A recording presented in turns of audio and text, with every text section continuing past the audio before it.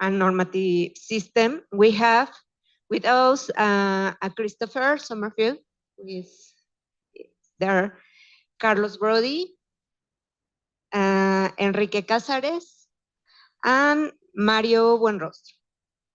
Well, let's start with a broad question to open our discussion. And the question is, how complex, multifactorial or multidisciplinary is our decision-making and our behavior? If you want, we can start in order for making it easier, okay? Well, thank you very much. Well, I think that it is quite an interesting question. The main problem probably is how to measure complexity.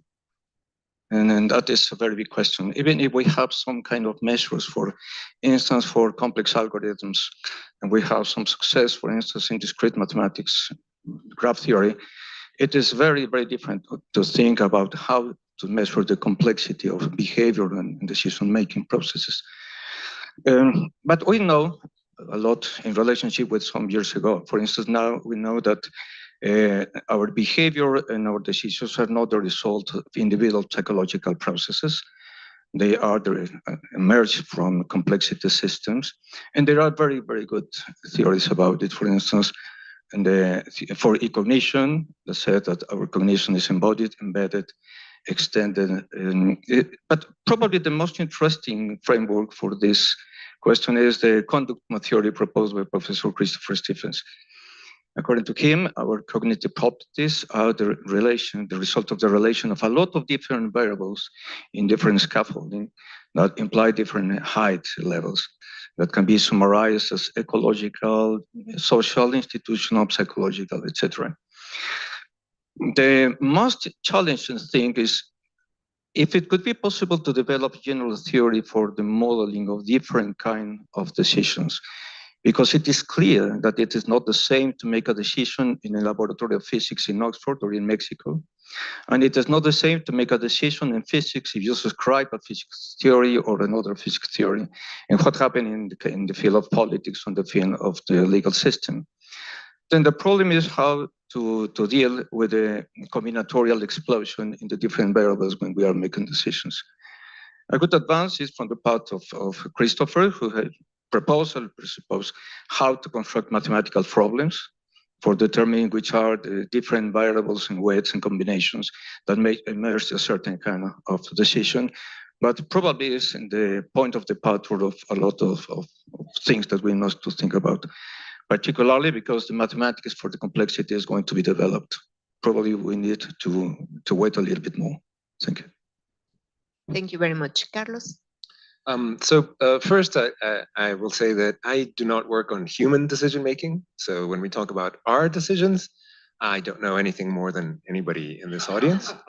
But what I do work on is decision-making. We study it in rodents in particular, and we do recordings from many individual neurons. We're trying to understand in their brains how are decisions made. And of course, we're interested in seeing what that illustrates about how decisions are made in general by all systems, including humans.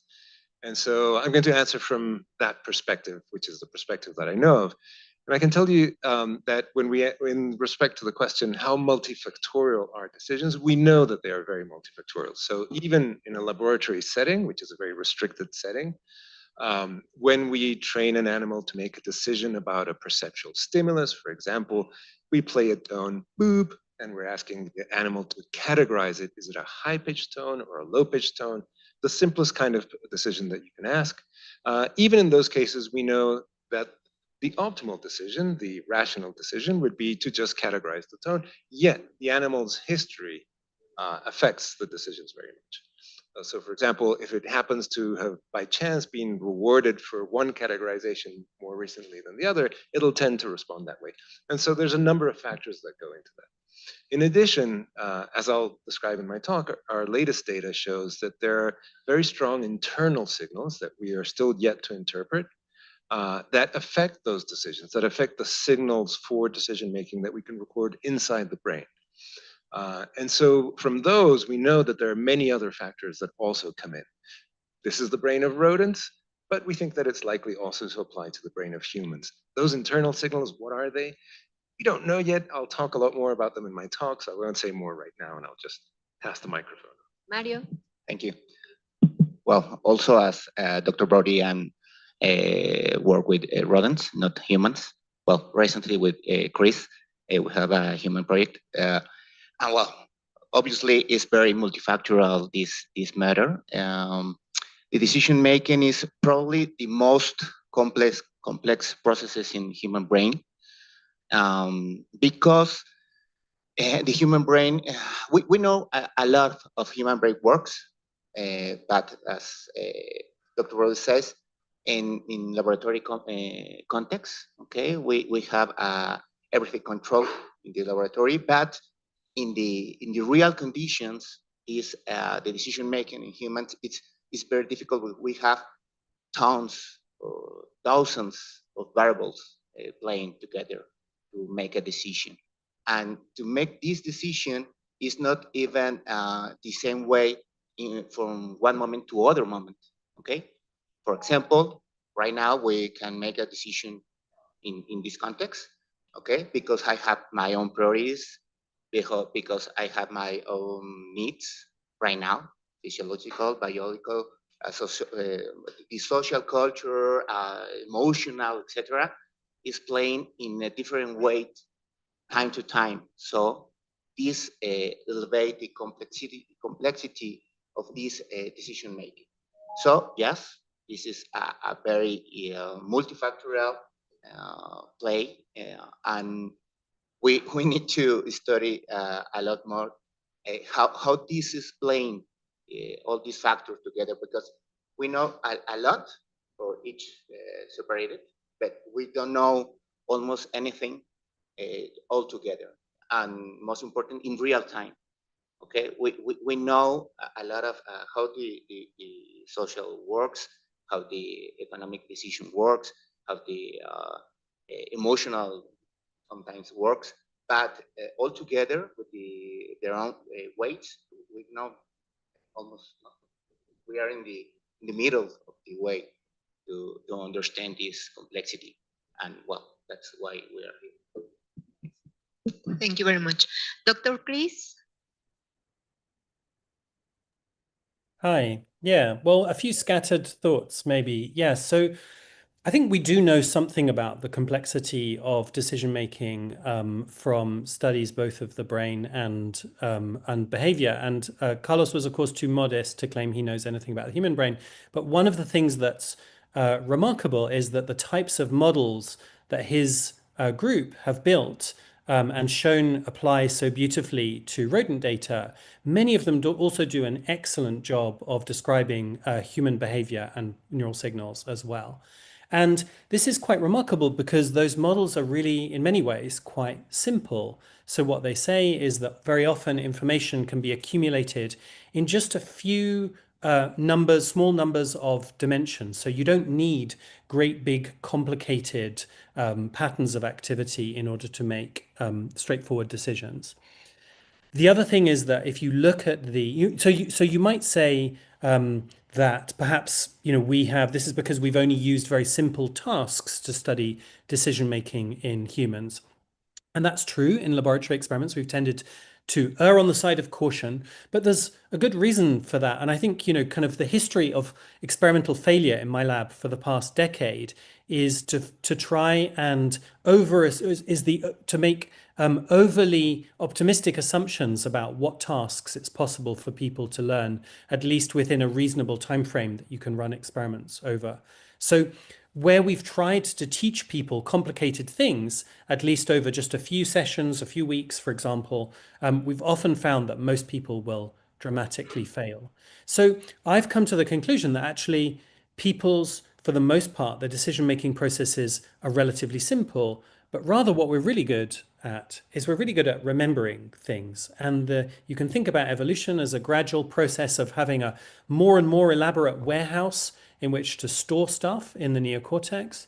And you can think of the development of technology as more and more inventive ways to externalize that knowledge so that we can refer to it even if it's not maintained in synapses or in activity patterns. So I'm of the camp that says that decision-making, human decision-making is really quite simple. Thank you very much. Our next question is, how far are we from understanding why we make bad decisions with such adverse consequence? What is missing to understand this better? Dr. Enrique, please. Thank you very much.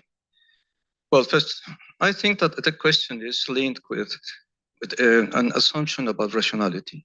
And there are different kinds of rationality. It's a very big philosophical question, but probably is linked with the concept of instrumental rationality, which means that we use our knowledge in order to achieve certain goals. The problem then, it is not that we are rational entities like this, but the problem is which are the goals that we try to get. That's the main problem. And it is supposed that the result of this kind of rationality produce that the final result is in benefit of the agent that produced that. But nowadays we have a lot of research that demonstrate that this is not necessarily true. For instance, in psychology is very well known the concept of time discounting. That means that someone can make a bad decision in the short term against a good decision in the long term. For instance, there is a doctor who is specialized in lung cancer, but he's smoking. Even he's looking at the packet of cigarettes with a picture of the lung cancer. And probably he has said to the patient previously, you must stop smoke because it is very bad for your health. Then probably the problem is not only in that we make bad decisions or to qualify it as bad decisions. Probably a much fruitful way is to think that these decisions are adaptive decisions and try to understand that from the perspective of neurosciences and cognition in order to know how it is possible to change. And that's linked with the conference of Professor who has been said previously, because it is necessary to identify what could be the different kind of persuasive strategies considering out of nature as biological entities in order to avoid this kind of bad decisions. Thank you. Thanks. I'm going to try to go back to one thing that Chris said and try and link it to the current question. Because I think Chris pointed out something that is really exciting, actually, which is this idea that the decisions that we study in rodents, actually some of the properties also apply in humans, right? And that gives us hope that we can actually make headway with this. And I just wanted to give one example. One of the very simple models that was developed with humans in mind, but has been used a lot with animals, this idea of gradually accumulating evidence for one decision or another. And that kind of model says that there are going to be certain relationships between how difficult the decision is and how long it's going to take. And it's always been amazing to me that that model matches behavior in a rodent and in marketing studies. When you think about people choosing which car they're going to buy, the same model applies. And that's astonishing, right? And that gives us hope that there are some common features across all of that that we can study and make real headway. That model, coming back to the question, the second question, that model is a normative model. Chris talked about the descriptive frame, the normative frame. That model is a normative model in the sense that it says, this is the way you would make optimal decisions. And so one might think of, what does it mean to make a bad decision? To make a decision that doesn't follow the normative model, that is not the optimal thing to do at that point in time. To take another puff from that cigarette, even though the normative thing to do would be not to do that. Why do those happen and how far are we in getting at that? The answer is, I don't have a really good answer. I don't know. But I think it links to this idea that there are many factors that go into decisions. And we're getting closer to understanding what circuits of the brain are involved in each of those different factors and how they come together, how they interact to produce the final behavioral outcome. And I think that's going to be the pathway to understanding how decisions get made, and that will include how good decisions and bad decisions get made. Oh, thanks. Well, says Enrique said something very important. The bad decision is, I don't know if it exists necessarily the bad decisions.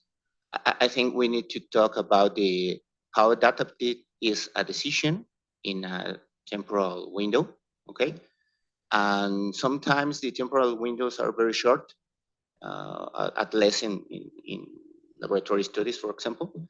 But these temporal windows, when we study for longer time, we can see that the bad decision, the animals, for example, or humans take at the beginning, start to be more logical or better decision when the temporal window is longer.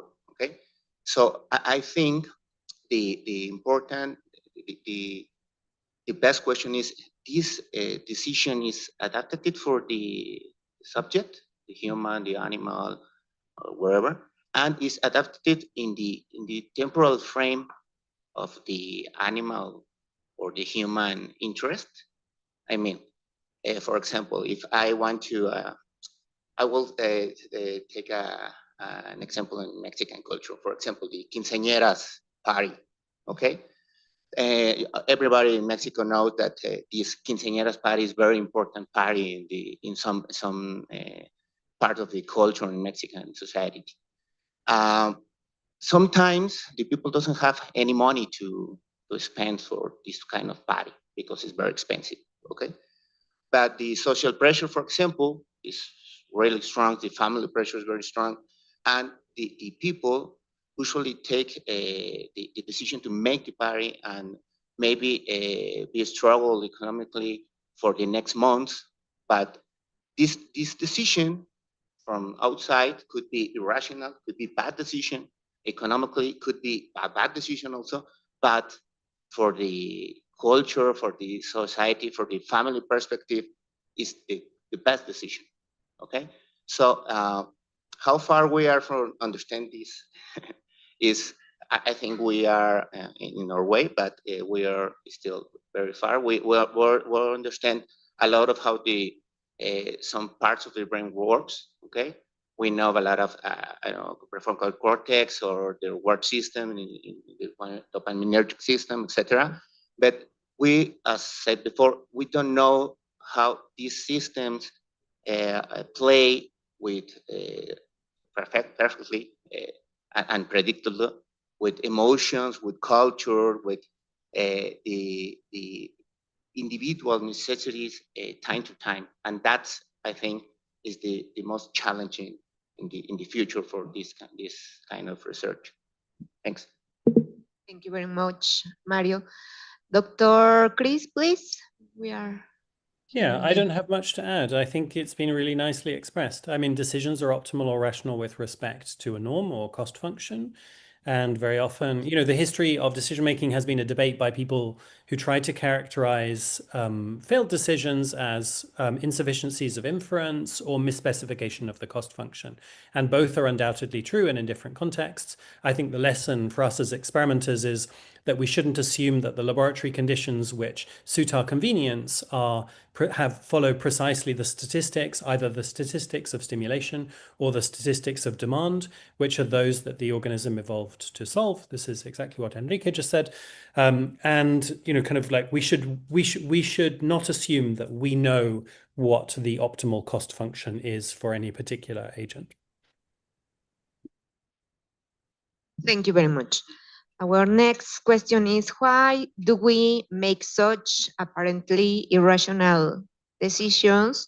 How do we distinguish between the rational and irrational? We talked a little bit about that, but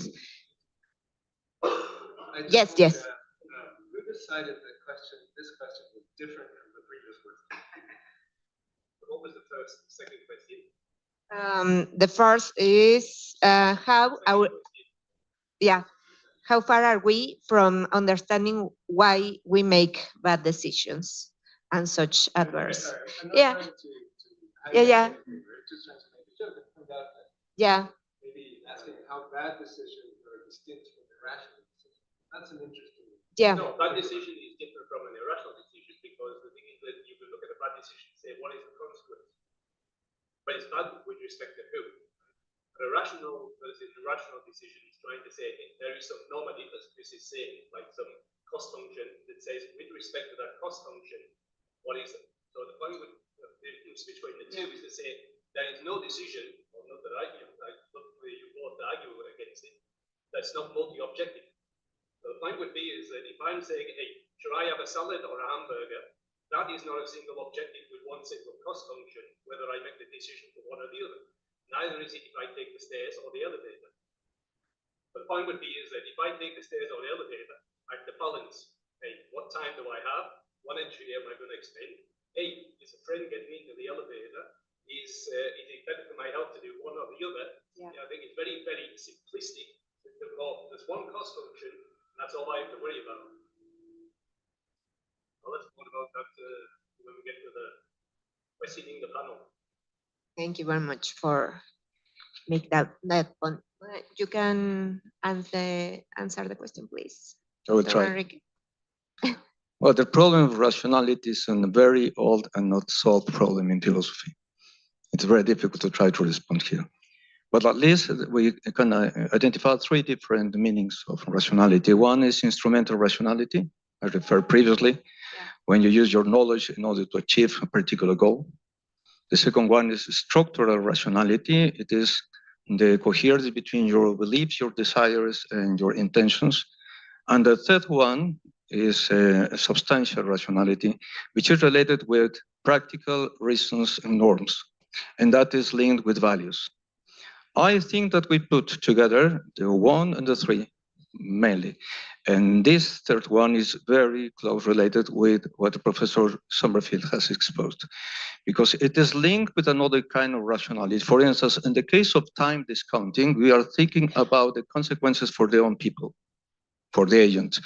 But in this case, when we are talking about norms and we are talking about values, we are facing the problem of prosociality and otherness. And that's the main question.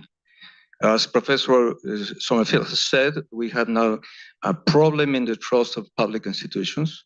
People is trying to get control. We have a very important problem in different countries with dictatorships in process. And then behind all rational decision, as Professor Summerfield has said, there is another kind of rationality that is linked with this one. For instance, when I am deciding an artificial intelligence system, it depends on the goals and the values that I want to achieve. And if I want determining a public policy, for instance, there are a certain kind of values behind this. For instance, in my special field in law, one lawyer that works in the law boundary knows perfectly the financial law. It's not a problem of technical lack of knowledge. It is how I mixed a certain kind of cognitive properties in which prosociality is not involved. Probably morality is not involved, is selfishness. As the result of this mixture, I use the law for my goals, but behind my goals always are values. Then I suppose that Professor Summerfield is in the same line that it is very important to try to develop this research about how to promote this kind of rationality.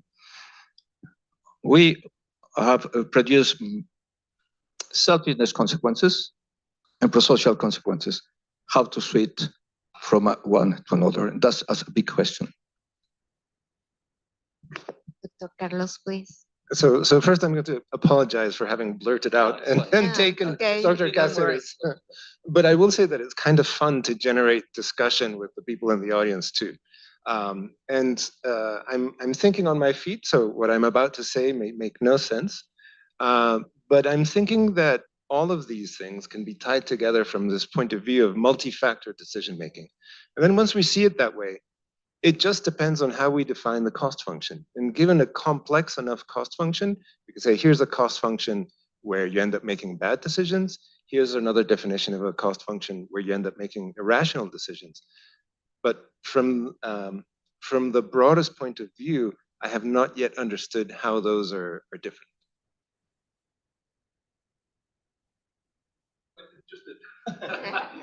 So you use the microphone. So So if you think of just financial decision making, right? So it's the idea of a Pareto front. So the idea if you take one single cost function, there is one optimum. But the point would be is that if you have a multi-objective problem with non-commensurable objectives, then there is a Pareto front. There is nothing, and basically, I think everything that Chris was talking about on AI is basically associated with that. But when you go to the laboratory and say, hey, I'm going to make some experiment up where there's only one cost function which I can measure precisely, and then you can make decision making simple. But the argument would be is that real life decision making, what am I going to eat?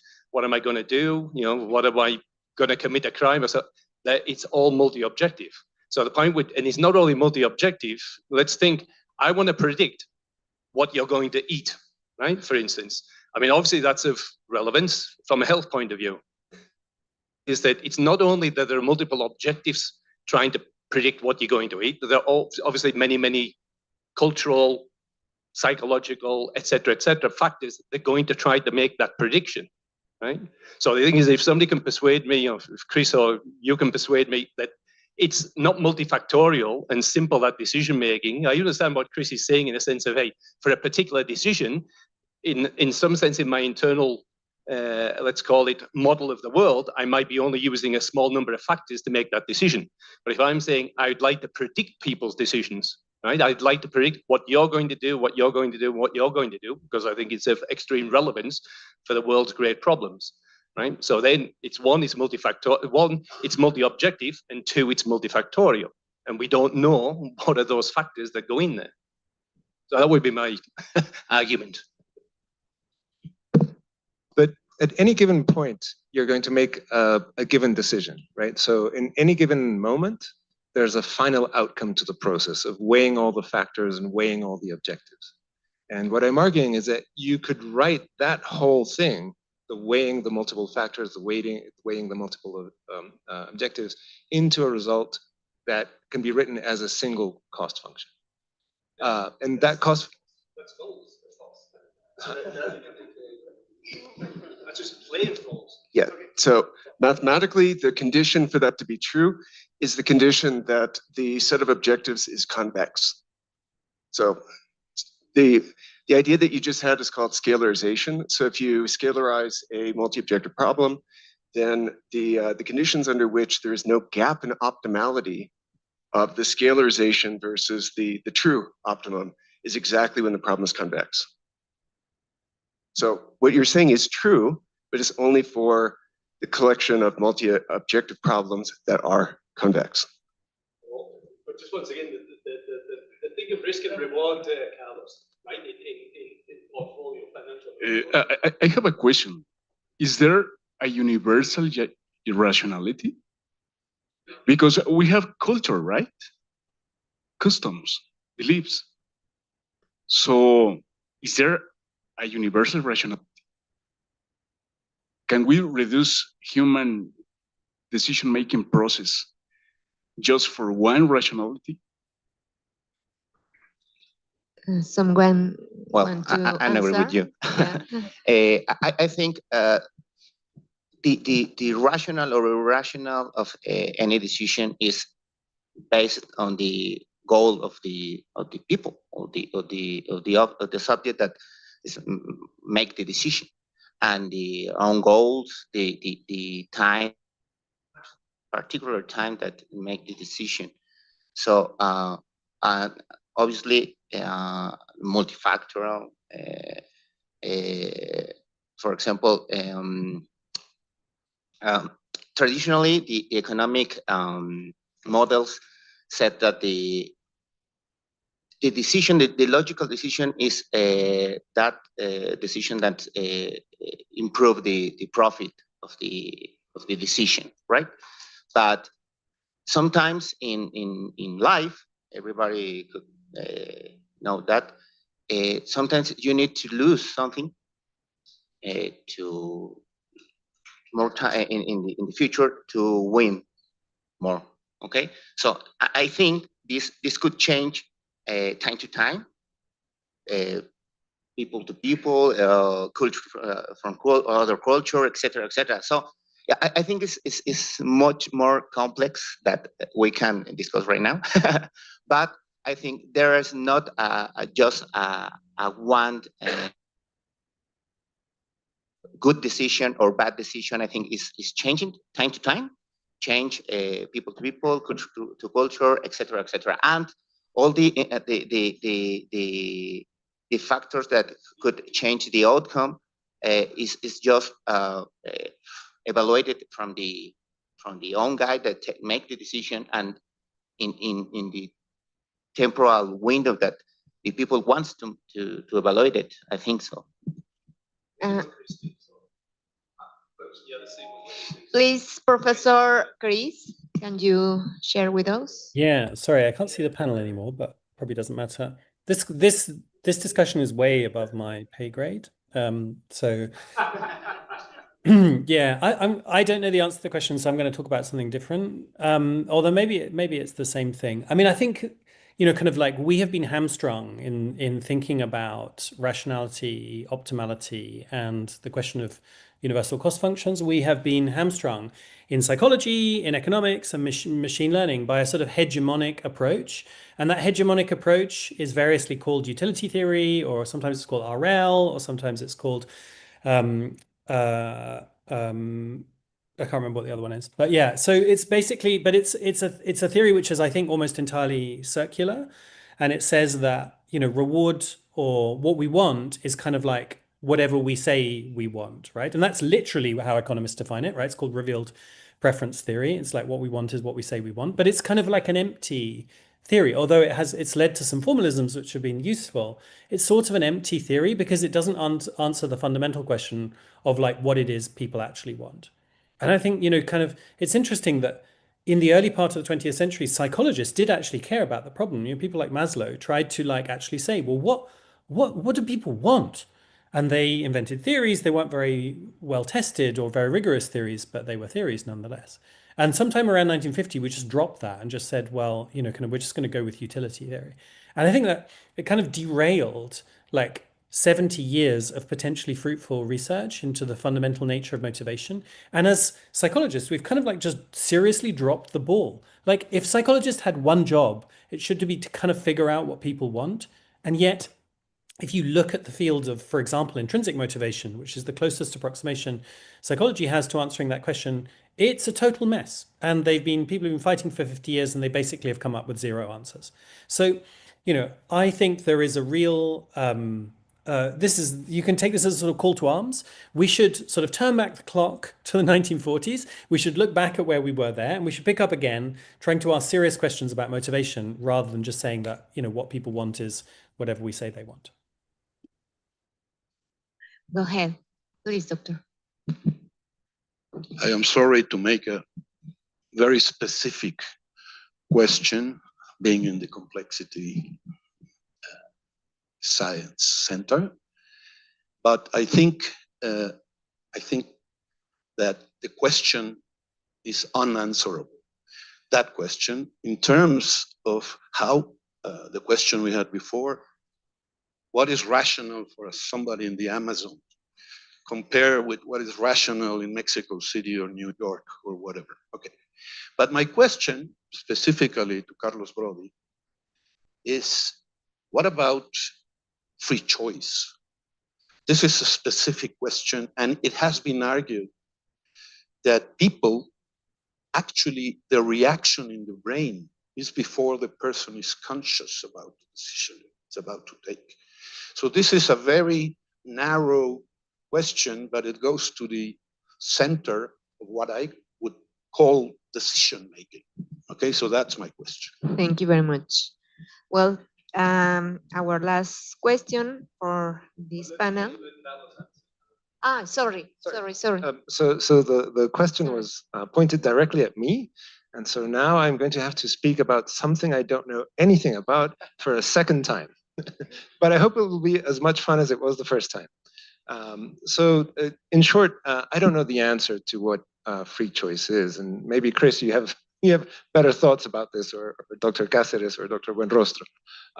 But I will say that the place where we get closest to studying it in in decision making, in psychophysics studies of decision making, are when you present a stimulus and the subject, you present the same stimulus and the subject sometimes chooses one thing and sometimes puts out a different decision, right? So at that point, all of the experimental variables were the same across different successive trials, yet we get different responses out of the subject. Why do we get them? That's the closest thing to choice that I know in the thing that I study. What do we see there? Where does the free choice come from? The only thing that we have been able to identify so far is noise. So, you know, in many of the models of these simple systems, you have a bistable dynamical system, and it's essentially noise that tips you into one of the stable points that represents one decision or another. I don't know any models that have gone further other than positing noise as the answer. But before I pass the microphone back to you, I will say again that I don't really know what I'm talking about here. I don't really know anything about free choice. No, my question was, I am not an expert, I'm a physicist of all things. So I have seen papers that claim that before the mouse or the man or whatever is conscious of his decision, there is signals in the brain that actually mean the decision has been made. So that's the precise question I'm trying to make. Oh, yeah, that's an empirical question, and that is factual. Yes, there are signals that tell you when a decision has been made before the subject becomes aware of it. I think that's more a question about awareness than necessarily free choice, right? You might do something out of free choice and be either aware or not aware of it. But yes, people have seen that, and in our own work, as you're making a decision, there's a moment when you make up your mind, when you've reached that point of the decision. And we're finding that we can predict that point about 200 milliseconds before it actually happens. We work with rats. I have no idea what they're aware of, but it's very similar to what you were asking. Okay, Santiago. I just wanted to say that perhaps part of the apparent incongruency of what was said before about decision making being very simple and what Chris was trying, the other Chris, sorry, we have two Chris's in the call. Chris Stephens was saying about the multifactoriality and multi-objectivity of choices. Both can be true. We have discovered some simple models that apply to describe some, I mean, of all the multifactoriality and multi-objectivity, eventually we have to collapse all of that variability into yes or no questions all the time. And that can be a simple thing eventually. It's a binary choice in the end. But that doesn't take away that there's a bunch of other things that went into deciding what to do. And in laboratory experiments, sometimes we don't have control over those, and we call them noise. That doesn't mean they're pure noise. Not saying there's not pure noise, but it can often be all the other things we didn't measure, all the other things we didn't control, even in the lab. Somebody in the panel want to So I would like to make a little bit comment. The consequence of this discussion in terms of law and morality is linked with neurodeterminism, the old discussion in philosophy. And if it is true that our consciousness is a kind of epiphenomenal at the moment of make a decision, then it is not possible to talk about responsibility for the people, because the concept of responsibility is linked with a cognitive theory that assumes that we have control over all our cognitive process. Then the discussion is beyond only the laboratory with very important social consequences.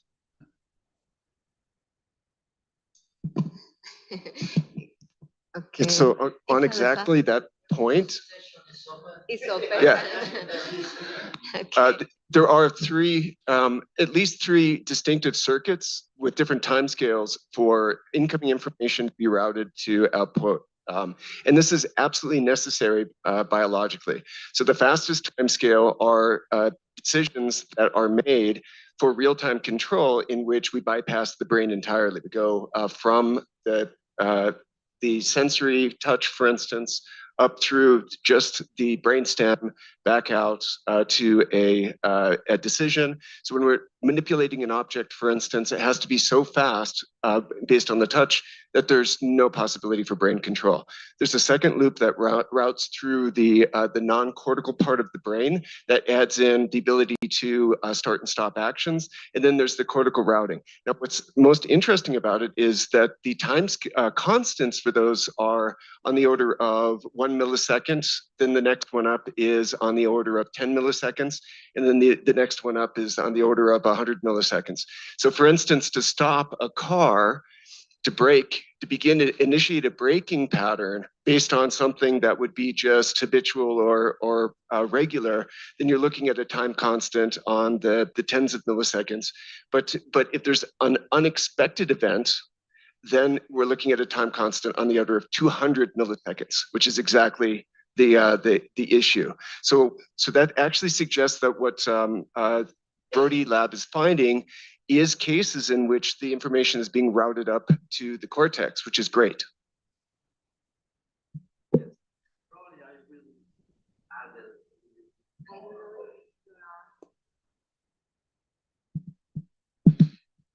Probably I will add more noise, but something that I wonder is, you see, decision making depends also in how much time we have to decide.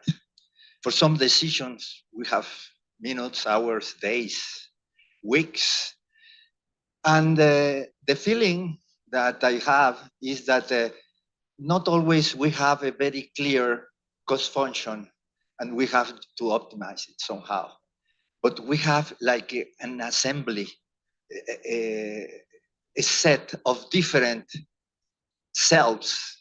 It's like inside myself, there is not only one person, but it's just a group. And some moment, one is taking the microphone and he wants his cost function to be the one, but the later is another one, and at the end. So what I wonder is, how do you guys take these things in account, and whether there has been models that try to take care of this multiple selves fact? Sorry, because we are almost starting. Let me set the last question, and if we have time, we make the other question. Well, the last one is, how far can AI take us to a better understanding of our decision making and potentially improve it? Please, Dr. Enrique. Thank you. Thank you. I think that we must distinguish two questions. One is, and that worried a lot of people, if it is possible that artificial intelligence will be able to substitute the human beings when they decision making. And in that point, I will quote Professor Summerfield. He produced certain kind of differences between the electromechanical properties of artificial intelligence and biological properties of human beings. One is the kind of inputs that can be processed by artificial intelligence, which is completely different. In the case of human beings, we are processing a lot of different kind of information, different channels at the same time. The second one is linked with memory. It seems that artificial intelligence have a certain kind of work memory, but not long-term memory.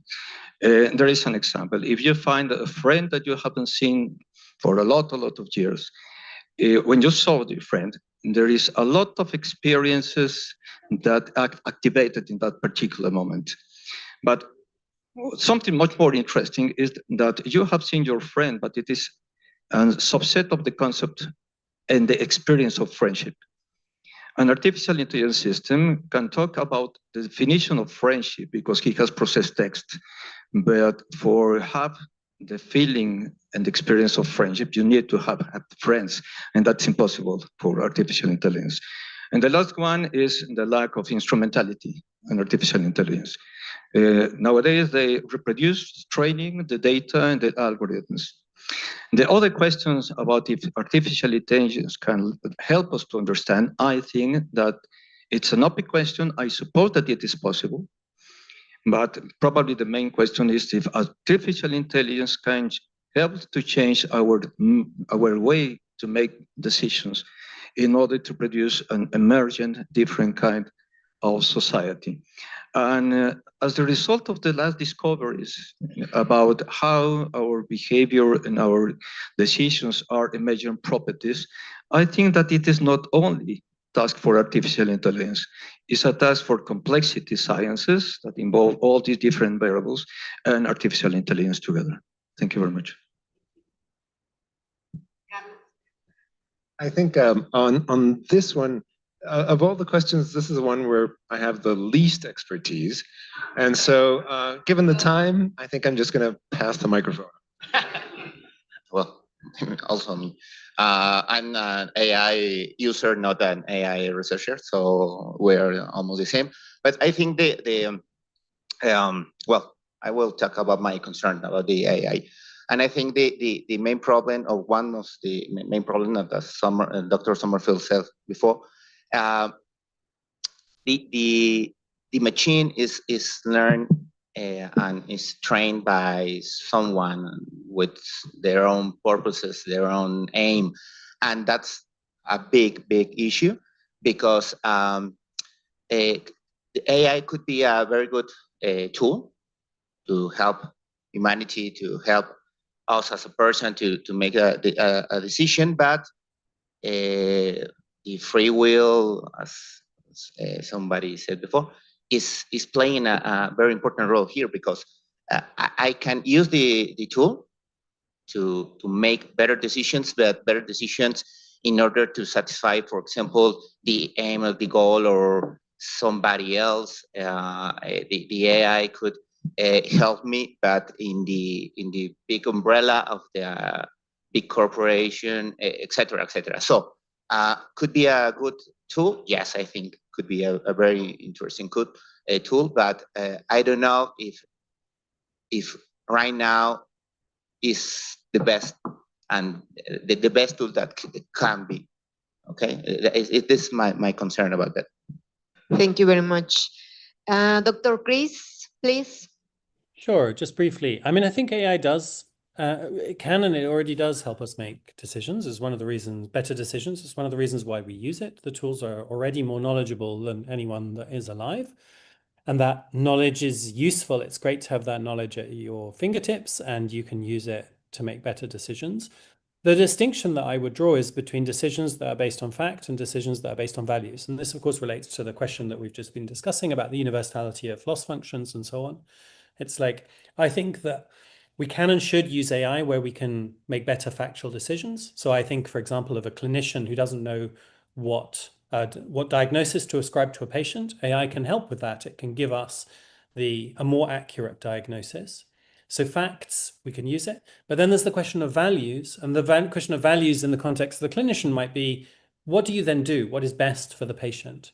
And I think that whereas we should embrace the idea that AI can help us know more stuff that is true about the world, we should be very cautious in letting it make value-based or value-laden decisions about what is best for us. Because I would like to live in a world in which decisions about my life are made by myself and by other people and not necessarily by AI. Thank you very much. We will have the coffee break, and maybe we can take only 2 questions. No, we will have the coffee break now. So if anybody has a question, they can. Okay. Well, while you're there, forgive me, I should probably say that I need to drop off to go into another. Yeah, thank you, Chris. I really appreciate very much your participation, and it was a great talk. It's been a delight to be here. What an interesting discussion, and so nice. I'm so sorry I'm not there. Next time I'll come. That's a very English way to say it. Nice discussion, right? So anyway, but I will hope maybe to see you in somewhere next when I'm on sabbatical next year. Anyway, thank you. Hope so. Thank you so much. Quickly, because we need to. Could we build complexity science agenda related with rationality, because rationality is a core driver to take decision-making process. So we have external and internal factors, right? Genetics affects But in external factors, you have culture, family, your own home. It's a feedback. You have receive a feedback. So, what do you think about it? So, to build a complex agenda related to rationality. Well, I think that to respond this in a very open question is quite difficult. But what I would like to do is to consider within institutions. Institutions produce a kind of situated cognition, a change in selfness. When I am a public servant, I am not the father in my house, and I have certain limitation because of the duties that I must accomplish according to the law. And I suppose that it is possible to study which are these variables that influence in this particular context, but it is obvious also that there are another kind of variables which are exterior to the institution, and it is probably that need to be taken into consideration. For instance, your family story. If you have been victim of violence in your house, and you enter, for instance, in the attorney office, probably you will be corrupt. That's a response that I get for an institution in occasion. Then the agenda is how to determine which are the different variables that are active in a particular scenario and study how they are behave in order to make the emergence of particular behaviors of one kind of agent, and in a highest level, what is the consequence of the communication between different agents who have been object of interventions in terms probably using artificial intelligence. And back into one of your questions, I agree with you. According to the concept of instrumental rationality, if there are different kind of goals, there are different kinds of rationalities. The problem is, what is the kind of the goal? For instance, strategies in organized crime are rational. The problem is not if they are rational or not. The problem is, what is the goal that they want to achieve? Anyone want to say No sé. anything? No? You want to say something, Mario? Or yeah? No. Ok, bueno, gracias al panel. Entonces. So we'll have a